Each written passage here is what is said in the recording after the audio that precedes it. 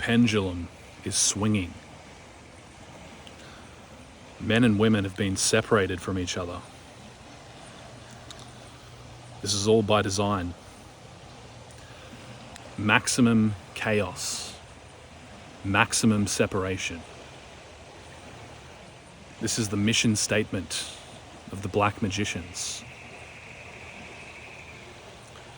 To pull us apart from each other. It started with the religions. The deliberate hiding of the fact that great sages such as Christ, Buddha, Muhammad, Zoroaster, they all had wives. But how often do you hear about them? Never.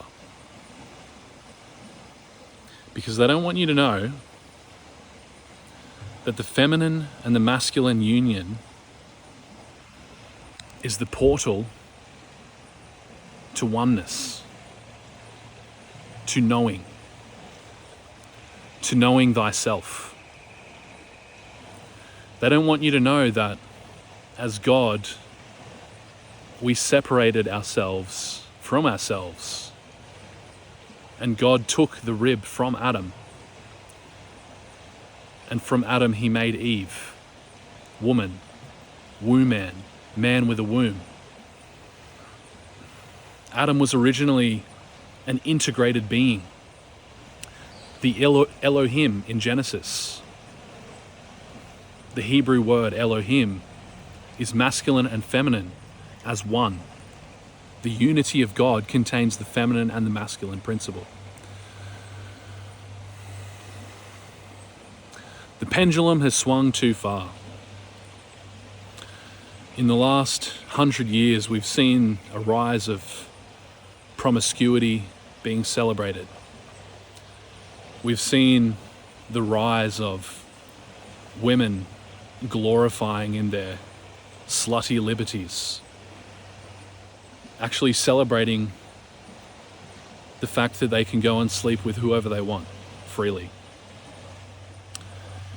You see, the 1960s hippie movement was a CIA psyop.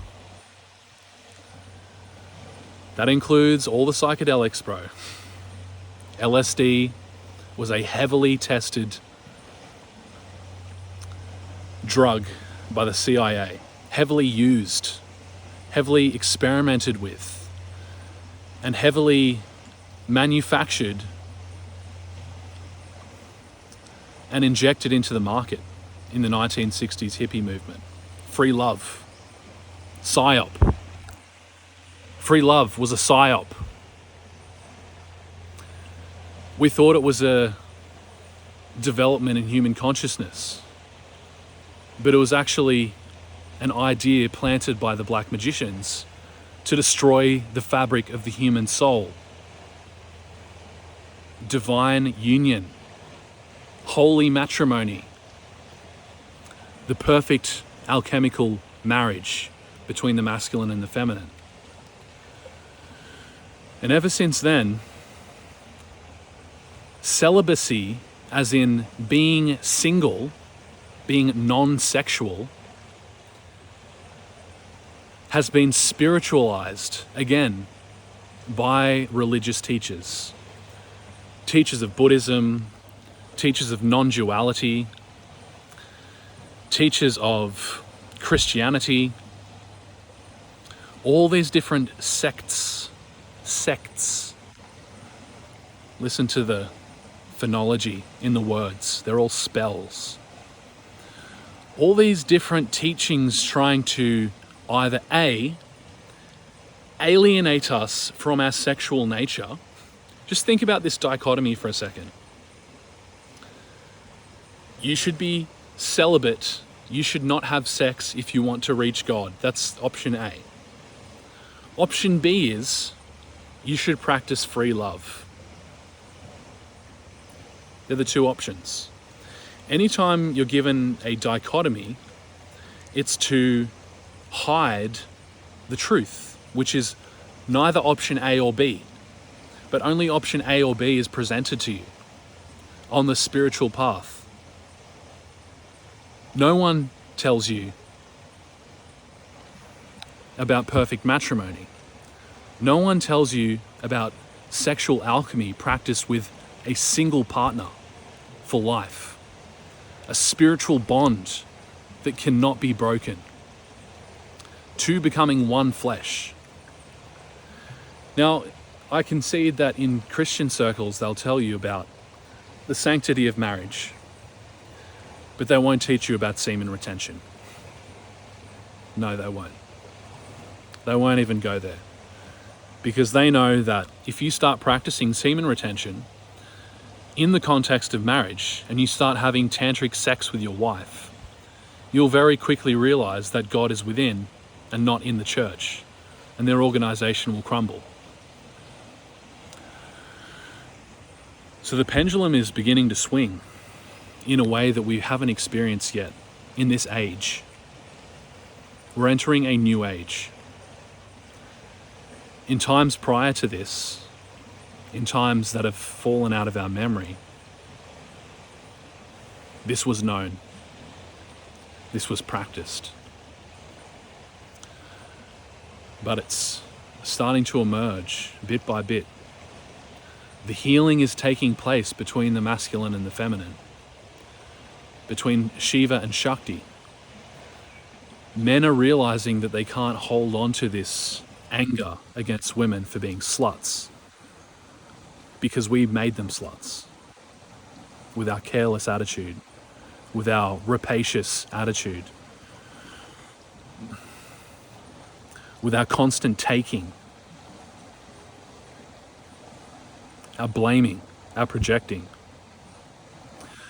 And women are beginning to realize that all of their tantra workshops, all of their goddess activation retreats, all of their awaken Urana Shakti exercises are hollow and lifeless without a man, without a king, without a man who's realized his true nature, who's practicing semen retention. These New Age goddesses are on the brink of insanity, stimulating their yonis and doing all these womb opening practices, because at the end of the day, they need Shiva to come with his rod of power and penetrate them with love and power. That's what they need. That's what women are crying out for. So we're entering into a time now, post-red pill, post-free love revolution, post-postmodernism, where women have learned to be so independent. We're entering a time now where it's all coming together, the great convergence. And I'm telling you, it's all based on the perfect matrimony. It's all based on the union of Shiva and Shakti. Finally, at last. This is where the family will be healed. When the relationship between man and woman is healed, the family will be healed. When the family is healed, the generational curses will be broken. These are the same generational curses that create the ongoing trauma, the ongoing child molestation, the ongoing alcoholism, drug abuse, the ongoing narcissism, which is fueling these black magicians and their dark practices. It all comes from this one thing.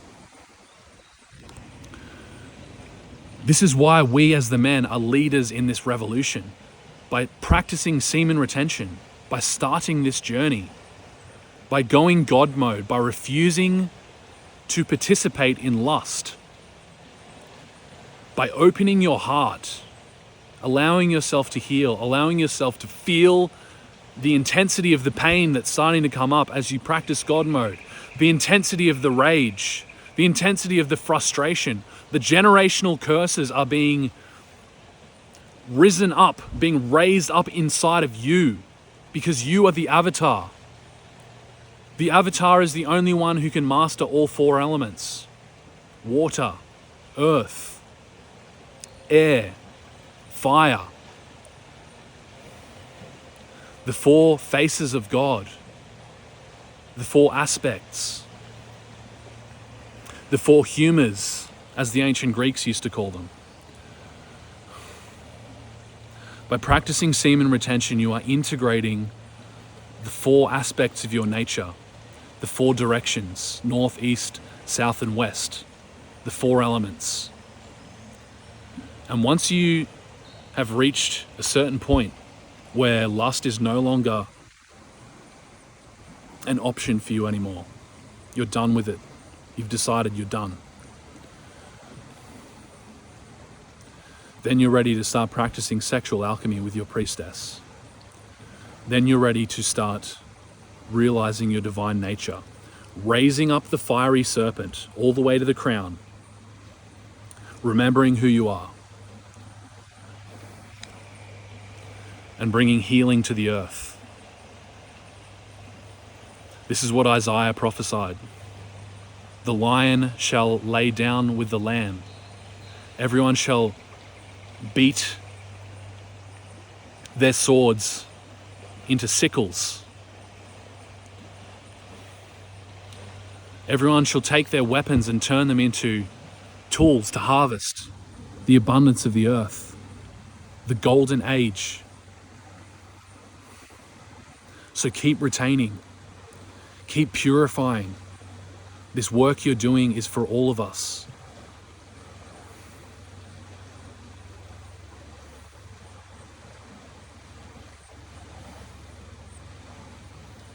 This is for the healing of the nations.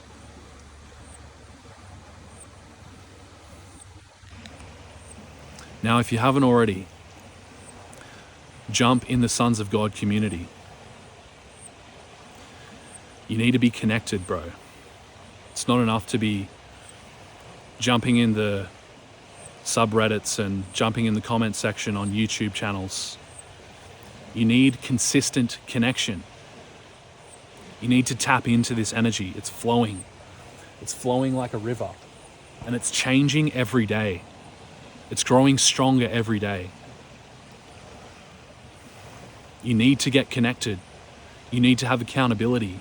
You need to have relationships with brothers who aren't going to let you slip through the cracks, who aren't going to let you slip back to your old patterns, who are going to hold you to the standard of a king. That's what it's all about. It's not about the exclusive content or the weekly seminars or the challenges or all the different threads where we're talking about different topics. These are all features, bro. But what you need is to get spiritually connected to your tribe. We're just about to create 4 tribes, just like I mentioned. These tribes will be for the purpose of working on the particular aspect of your nature that you need to master to reach the avatar state, to reach the God state. That's what this is all about. It's training you to tap into your divine consciousness, God within.